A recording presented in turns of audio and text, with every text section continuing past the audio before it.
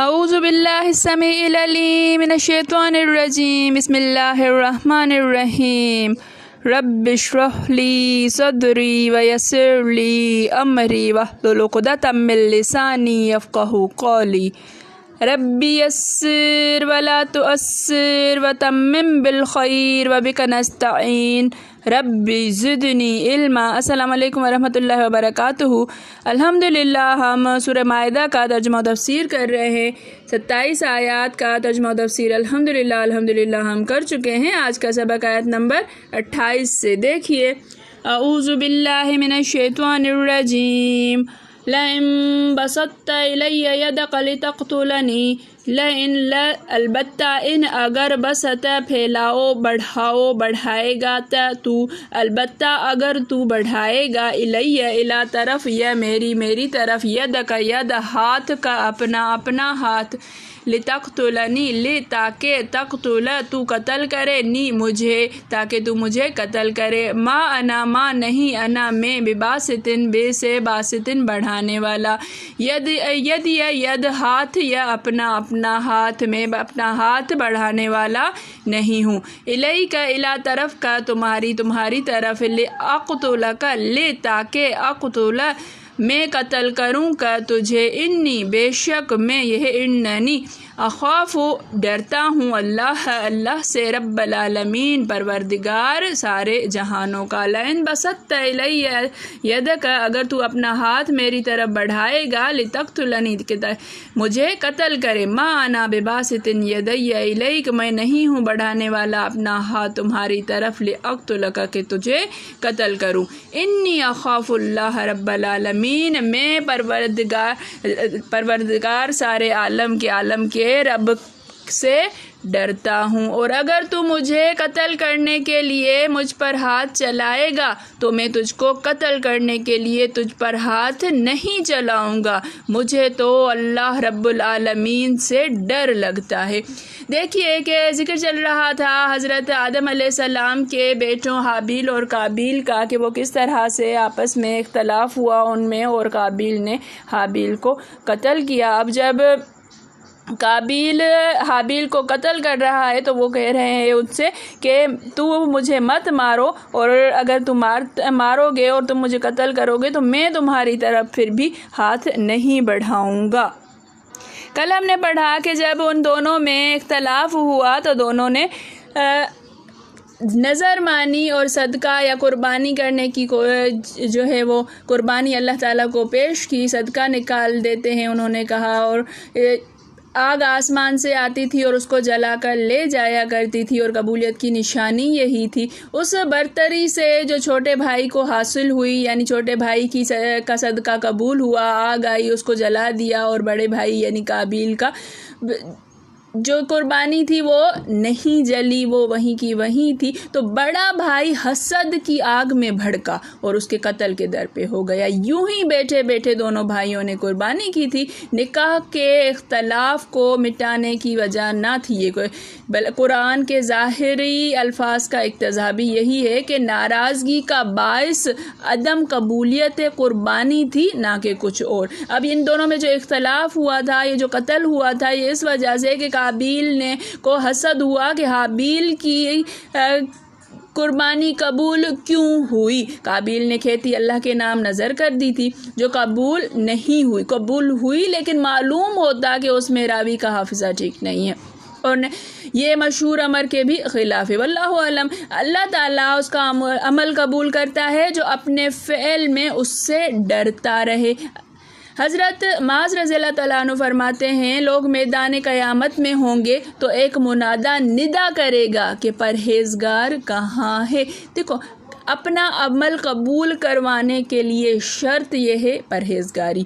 بس پروردگار سے ڈرنے والے کھڑے ہو جائیں اور اللہ کے بازو کے نیچے جا ٹھہریں گے، اللہ تعالیٰ نے ان سے رخ پوشی کرے گا نہ پردہ۔ راوی حدیث ابو عفیف سے دریافت کیا گیا کہ متقی کون ہے؟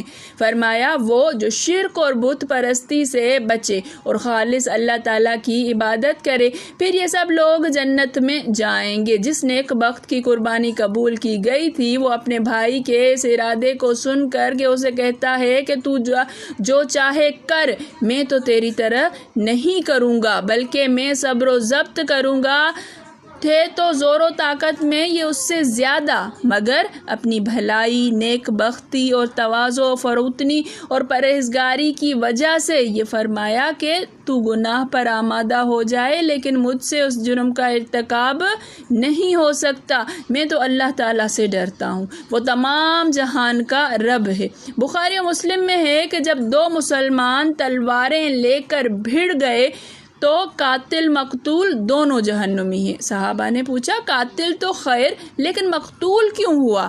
آپ نے فرمایا صلی اللہ علیہ وسلم اس لیے کہ وہ بھی اپنے ساتھی کے قتل پر حریص تھا۔ حضرت سعد بن وقاص نے اس وقت جبکہ باغیوں نے حضرت عثمان ذو نورین کو گھیر رکھا تھا کہا کہ میں گواہی دیتا ہوں کہ رسول اللہ صلی اللہ علیہ وسلم نے فرمایا ہے عنقریب فتنہ برپا ہوگا، بیٹھا رہنے والا اس وقت کھڑے رہنے والے سے اچھا ہوگا اور کھڑا رہنے والا چلنے والے سے بہتر ہوگا اور چلنے والا دوڑنے والے سے بہتر ہوگا۔ کسی نے پوچھا حضور صلی اللہ علیہ وآلہ وسلم اگر کوئی میرے گھر میں بھی گھس آئے اور مجھے قتل کرنا چاہے؟ آپ نے فرمایا پھر بھی تو حضرت آدم علیہ السلام کے بیٹے کی طرح ہو جا۔ ایک روایت میں آپ کا اس کے بعد اس آیت کی تلاوت کرنا بھی مروی ہے۔ حضرت ایوب سختیانی فرماتے ہیں اس امت میں سب سے پہلے جس نے اس آیت پر عمل کیا وہ امیر المومنین حضرت عثمان بن عفان ہیں۔ ایک مرتبہ ایک جانور پر حضور صلی اللہ علیہ وآلہ وسلم سوار تھے اور آپ کے ساتھ ہی آپ کے پیچھے حضرت ابو ذر تھے۔ آپ نے فرمایا ابو ذر بتاؤ تو جب لوگوں پر ایسے فاقے آئیں گے کہ گھر سے مسجد تک نہ جا سکیں گے تو کیا کرے گا؟ میں نے کہا جو حکم رب اور رسول ہو صلی اللہ علیہ وآلہ وسلم۔ فرمایا صبر کرو۔ پھر فرمایا جبکہ آپس میں خون ریزی ہوگی یہاں تک کہ ریت کے تھر بھی خون میں ڈوب جائیں تو کیا کرے گا؟ میں نے وہی جواب دیا تو فرمایا کہ اپنے گھر میں بیٹھ جا اور دروازے بند کر لے۔ کہا پھر اگرچہ میں میدان میں اتروں؟ فرمایا تو ان میں چلا جا جن کا تو ہے اور وہیں رہ۔ عرض کیا کہ پھر میں اپنے ہتھیار کیوں نہ لے لوں؟ فرمایا پھر تو بھی ان کے ساتھ ہی شامل ہو جائے گا، بلکہ اگر تجھے کسی کی تلوار کی شعاعیں پریشان کرتی نظر آئیں تو بھی اپنے منہ پر کپڑا ڈال لے تاکہ تیرے اور خود اپنے گناہوں کو وہی لے جائے۔ حضرت ربیع فرماتے ہیں حضرت حذیفہ کے جنازے میں تھے، ایک صاحب نے کہا میں نے مرحوم سے سنا ہے کہ آپ رسول اللہ صلی اللہ علیہ وآلہ وسلم کی سنی ہوئی حدیثیں بیان فرماتے ہوئے کہتے تھے کہ اگر تم آپس میں لڑو گے تو میں اپنے سب سے دور دراز گھر میں چلا جاؤں گا اور اسے بند کر کے بیٹھ جاؤں گا، اگر وہاں بھی کوئی گھس آئے گا تو میں کہہ دوں گا کہ لے اپنا اور میرا گناہ اپنے سر پر رکھ لے، پس میں حضرت آدم کے ان دو بیٹوں میں سے جو بہتر تھا اس کی طرح ہو جاؤں گا۔ میں تو چاہتا ہوں کہ میرا اور اپنا گناہ اپنے سر رکھ لے، یعنی تیرے وہ گناہ جو اس سے پہلے کے ہیں، میرے قتل کا گناہ بھی۔ یہ مطلب بھی حضرت مجاہد سے مروی ہے کہ میری خطائیں بھی مجھ پر آ پڑیں اور میرے قتل کا گناہ بھی، لیکن انہی سے ایک قول پہلے جیسا بھی مروی ہے، ممکن ہے یہ دوسرا ثابت نہ ہو۔ اسی بنا پر بعض لوگ کہتے ہیں کہ قاتل مقتول کے سب گناہ اپنے اوپر بار کر لیتا ہے اور اس کے معنی کی ایک حدیث بھی بیان کی جاتی ہے، لیکن اس کی کوئی اصل نہیں ہے۔ بازار میں ایک حدیث ہے کہ بے سبب کا قتل تمام گناہ کو مٹا دیتا ہے، گو یہ حدیث اوپر والے معنی میں نہیں، تاہم یہ بھی صحیح نہیں، اور اس روایت کا مطلب یہ بھی ہے کہ قتل کے ایذا کے باعث اللہ تعالیٰ مقتول کے سب گناہ معاف کر دیتا ہے، اب وہ قاتل پر آ جاتے ہیں۔ یہ بات ثابت نہیں، ممکن ہے بعض قاتل ویسے سے بھی ہوں، قاتل کو میدان قیامت میں مقتول ڈھونڈتا پھرے گا اور اس ظلم کے مطابق اس کی نیکیاں لے جائے گا، اور سب نیکیاں لے لینے کے بعد بھی اس ظلم کی تلافی نہ ہوئی تو مقتول کے گناہ قاتل پر رکھ دیے جائیں گے یہاں تک کہ بدلہ ہو جائے۔ تو ممکن ہے کہ سارے ہی گناہ قاتلوں کے سر پڑ جائیں، کیونکہ ظلم کے اس طرح کے بدلے لیے جانے احادیث سے ثابت ہے، اور یہ ظاہر ہے کہ قاتل سب سے بڑھ کر ظلم ہے، قتل سب سے بڑھ کر ظلم ہے اور سب سے بدتر، واللہ اعلم۔ آگے ہم کی تفسیر جو ہے وہ اگلی والی آیات کے ساتھ ہم انشاءاللہ پڑھتے ہوئے جائیں گے اور اس قصے کو مکمل کریں گے۔